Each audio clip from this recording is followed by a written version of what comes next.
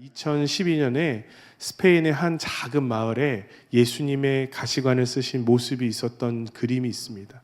이 그림을 사람들이 복원하려고 마음을 먹고 있다가 그 교회에서 가장 믿음이 좋고 또 그림에 관심이 있던 한 80대 할머니가 내가 이 그림을 복원해야겠다라고 하고 재정을 받아서 열심히 복원 작업을 했습니다.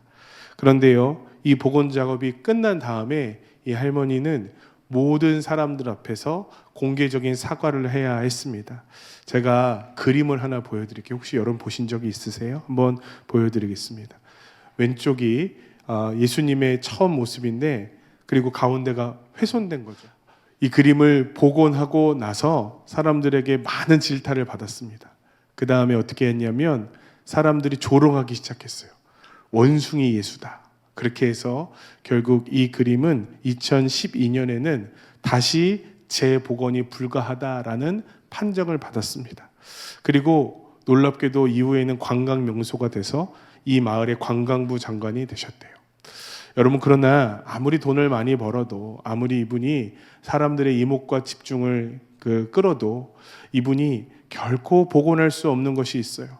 망가져버린 그림은 다시 복원할 수 없잖아요. 한번 버린 것, 깨어져 버린 것은 잘 복원되지 않습니다.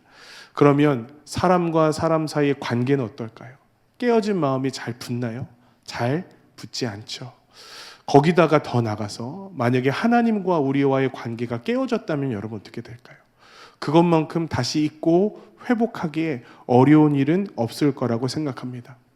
여러분, 오늘 본문 말씀은요, 출애굽했을 당시에 이스라엘 백성들이 하나님 앞에 그 첫 번째 받은 계명판을 깨트려 버린 장면이 나옵니다. 우리가 읽지 않았지만 이전에 어떤 일이 있었냐면요, 모세는 하나님께 돌판을 받으러 올라갑니다.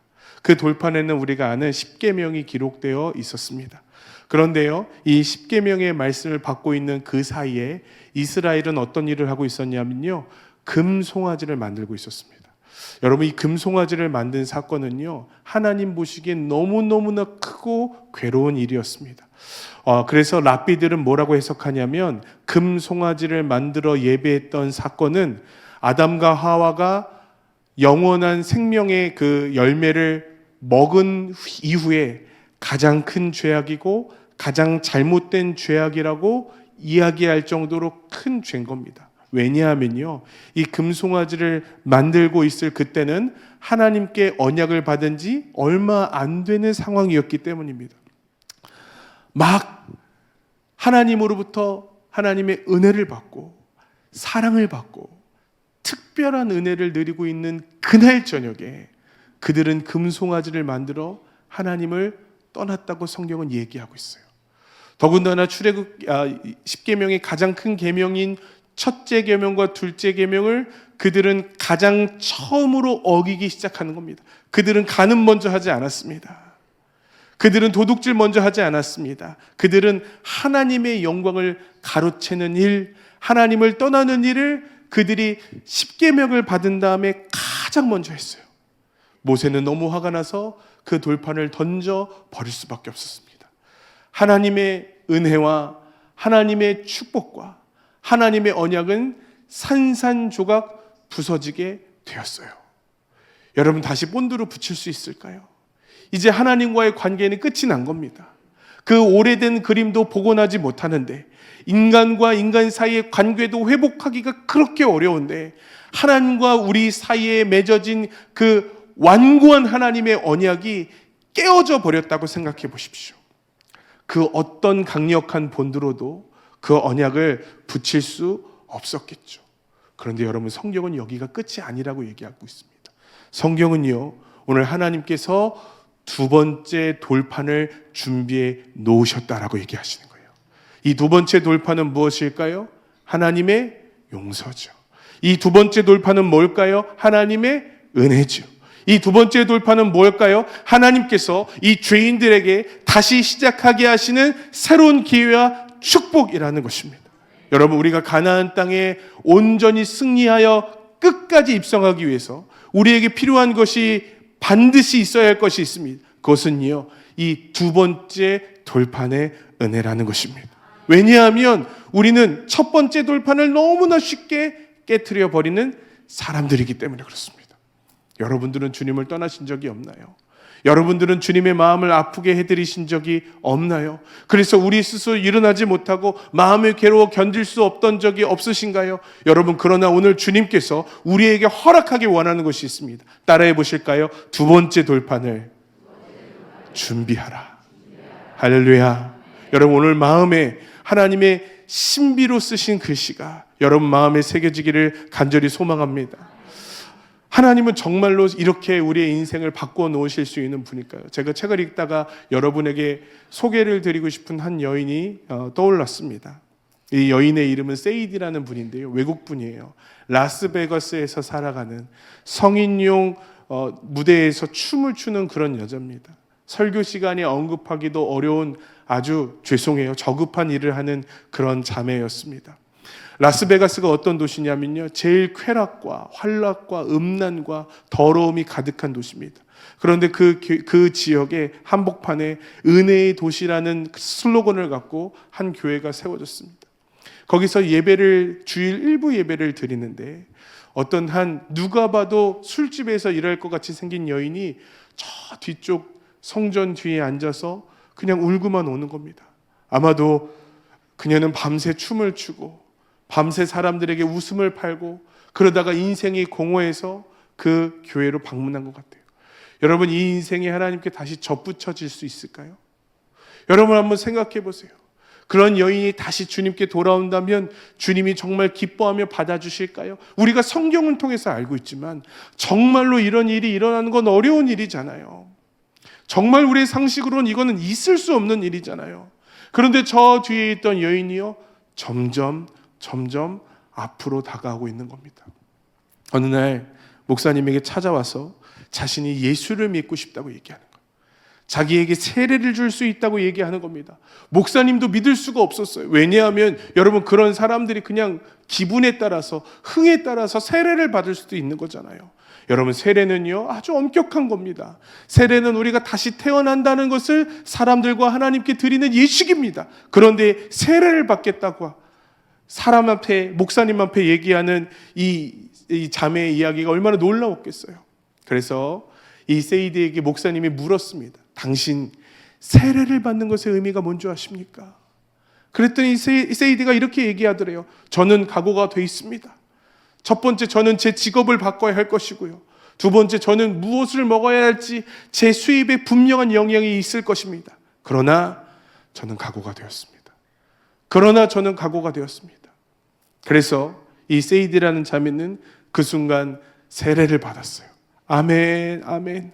주님과 함께 다시 태어났음을 믿습니다. 아멘 하며 그 화장이 다 번지고 감격 가운데 그는 하나님의 자녀가 되었습니다. 그리고 그 교회에서 봉사하고 섬기는 믿음의 일꾼이 되었다는 이야기를 본 적이 있어요. 여러분, 하나님이 우리에게 들려주고 싶은 이야기가 바로 이것 아닐까요? 두 번째 돌판이라는 것을 우리에게 보여주신 이유는 하나님의 신비한 역사를 보여주시기 위함이 아니라 하나님께서 이렇게 돌판에 글씨를 쓸 수 있다는 것을, 섬세한 하나님인 것을 보여주시는 것이 아니라 이 세이디처럼 우리의 인생에 다시 한번 두 번째 돌판을 다시 준비해 주시겠다는 하나님의 초청이 아니겠냐고요. 여러분, 우리 교회는요 더 많은 세이디의 이야기가 넘쳐나야 합니다. 과거에 깨어져서 도무지 하나님과 붙일 수 없는 그 관계지만 우리 주님께서 아예 돌판을 새롭게 하심으로 우리의 영혼에, 우리 마음의 중심에 지울 수 없는 하나님의 언약의 글씨를 세워주시는 역사가 여러분 우리의 예배 가운데 있어야 하는 것입니다. 저는요 오늘 우리 교회에 온 성도들이 이것 가져갔으면 좋겠어요. 여러분, 교회에 왜 오는 것입니까? 교회를 통해서 여러분 무엇을 누리고자 하시는 겁니까? 우리 교회에서는요 반드시 이 하나님이 예비하신 두 번째 돌판을 받아가는 축복이 매 예배마다 일어나야 하는 것입니다. 여러분, 그럴 때 하나님께서 우리 교회를 만드신 목적이 이루어지는 것 아니겠습니까? 우리의 예배가 이 두 번째 돌판과 상관없는 예배가 되어진다면 여러분, 오늘 우리는 쓸모없는 예배를 드리고 가시는 것일 수 있다라는 것입니다. 그러면 이 두 번째 돌판을 받는 사람들은 도대체 어떤 사람들일까요? 말씀을 묵상하면서 제가 두 가지를 여러분과 함께 나누고 싶습니다. 첫 번째로는요, 금 송아지를 해결한 사람들이라는 것입니다. 여러분, 금송아지가 있었어요. 그때 하나님은요, 첫 번째 돌판을 금송아지와 함께 두셨어요? 두시지 않았어요? 두시지 않았어요. 여러분, 성경은요, 아주 분명하게 얘기하고 있습니다. 하나님의 자리와 우상의 자리가 동일하게 존재한다. 하나님은 그곳에 역사하실 수 없어요. 아멘이세요? 여러분, 이 단순한 진리가 여러분의 마음에 명확한 진리가 되기를 주님의 이름으로 축복합니다. 금송아지가 없어야 두 번째 돌판이 부어지더라는 것입니다. 그런데 우리는 종종 금송아지를 여전히 갖고 있으면서도 여전히 하나님이 주신 두 번째 돌판을 소유하려고 하는 욕심이 있어요. 여러분, 그건 욕심입니다. 그건 어불성설이에요. 말이 되지 않는 이야기라는 거예요. 자, 두 번째 돌판이 만들어지는 자리는 어디였어요? 여러분, 성경은 아주 분명하게 금송아지를 처리했다고 얘기하고 있습니다. 그것을 부숴요. 할렐루야. 그리고 가루를 냅니다. 그 다음에 어떻게 해요? 마셔요. 마신다라는 의미는요, 고대 근동의 문화에서 보면 존재를 삭제해버린다는 의미예요. 그러니까 금송아지의 흔적이 단 한 톨도 남지 않도록 주님은 모든 것들을 청산하셨다라는 거예요. 여러분, 우리에게 왜 하나님의 두 번째 돌판의 은혜가 부어지지 않을까요? 그것은요, 너무나 명확하게 우리 마음 가운데 만들어진 송아지가 있기 때문이에요. 여러분, 저는요, 주님의 음성을 너무너무 듣고 싶었어요. 그래서 책도 많이 보고 유명하다고 하는 목사님들을 다 쫓아다녀 봤습니다. 심지어 저는요, 아주 유명하다고 하는 목사님한테도 기도를 받았어요. 훈련을 받으며 기도를 하고 있었는데도 잘 되지가 않는 거예요. 어느 날 제가 몇 번을 말씀드렸죠. 제 마음에 포기가 되어지지 않는 일들이 있었어요.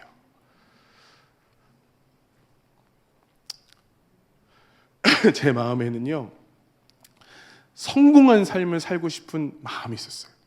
왜냐하면 저희 아버지가 어렵게 목회하셨거든요. 제 꿈은요, 우리 가족들과 화목하게 살아가는 그런 목회를 하는 거예요. 여러분, 저는 인천에 있을 사람이 아닙니다. 저는 청담동으로 가야 돼요. 그러면요, 검은색 세단을 타고 사람들이 차 문을 열어주면 에어컨 바람을 팍 풍기며 등장하는 게 제 꿈이었어요.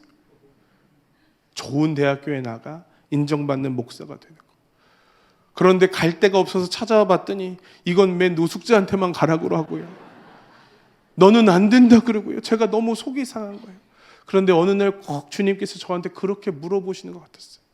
너는 네가 원하는 목회 말고 평생 네가 나와 내가 원하는 사람들과 함께 목회할 수 있느냐? 여러분, 목사를 한다 그러면 아멘이라고 대답하실 줄 알았죠? 여러분, 목사를 잘 모르세요. 저는요, 아멘으로 대답하지 못했어요. 왜냐하면 저는 그렇게 목회할 자신이 없어요. 저는 그런 사람들과 목회할 자신이 없어요. 하나님, 저 말고요. 저는 성공해야죠. 주님, 저는 유학 가야죠. 주님, 저에게는요, 해야 할 것이 너무나 많이 있어요. 그러니까 저를 좀 키워주세요. 근데 결국 어느 날 새벽에 기도하는데 주님께서 저에게 주신 마음이 있어요. 나는 너에게 내 생명을 주었는데 너는 나에게 무엇을 주었느냐?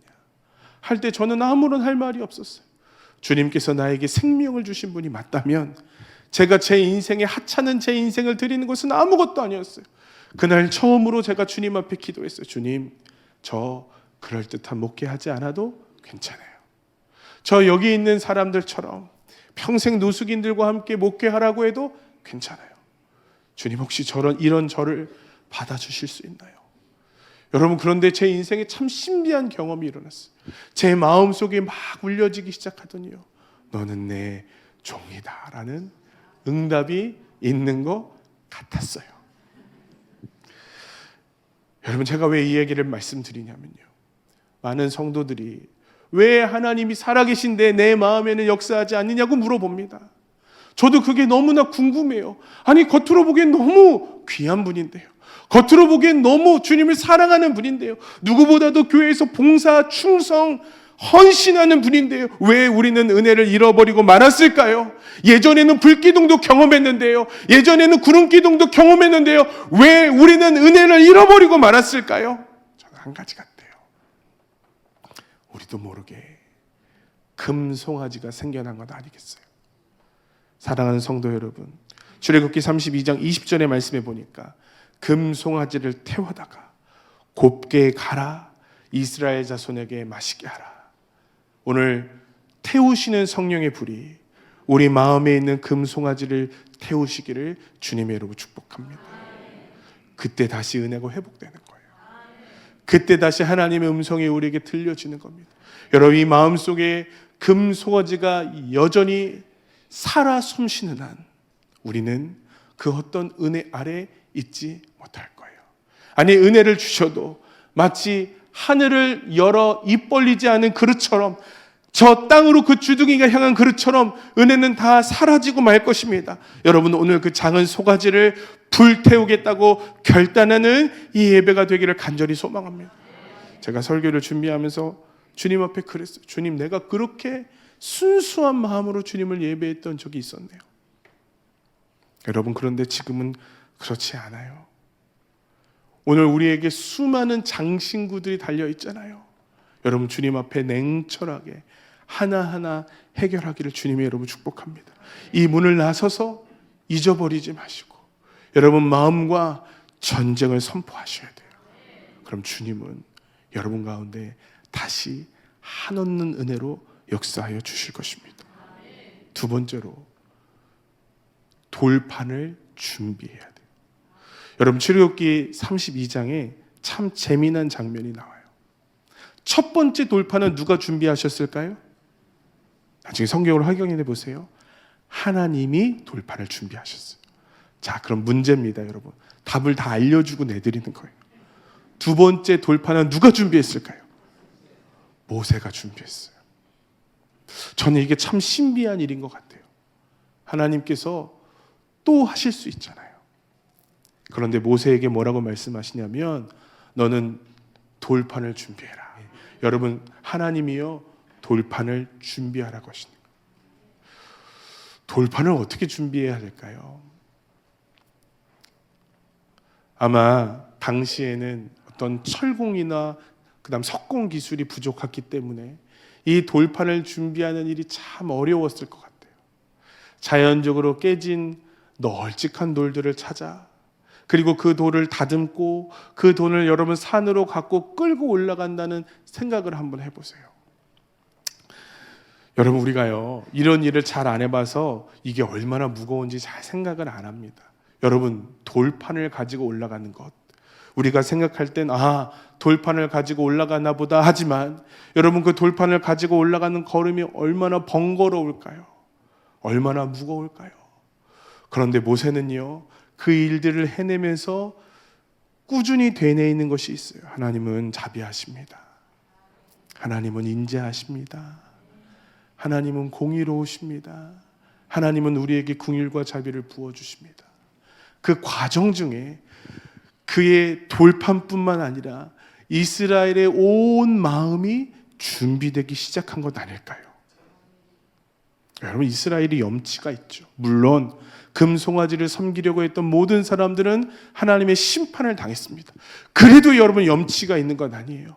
이 깨어진 마음을 어떻게 붙일 수가 있어요? 주님께 죄송하잖아요. 여러분, 그럴 때 있지 않으세요? 예배하기에 너무 죄송할 때, 기도를 드리기에 너무 죄송할 때, 그저 멀리서 주님을 섬기는 것이 나는 훨씬 더 합당한 사람입니다 라고 스스로를 포기해버릴 때, 주님은 그 마음을 가지고 오라고 말씀하시는 겁니다. 그 깨어진 마음을 새롭게 조각하여 만들어 주실 줄 믿습니다. 첫 번째 돌판은 하나님이 깎으셨지만 두 번째 돌판은 모세가 깎아 올라가야 했습니다. 여러분, 우리는 어떠해요? 주님이 우리의 소망이라는 마음을 갖고 힘겹지만 소망의 마음을 가지고 주님께 나아가는 자에게는 회복이 있을 줄 믿습니다. 오카는 목사님이 한 설교가 제 마음에 와닿았어요. 여러분에게 읽어드리겠습니다.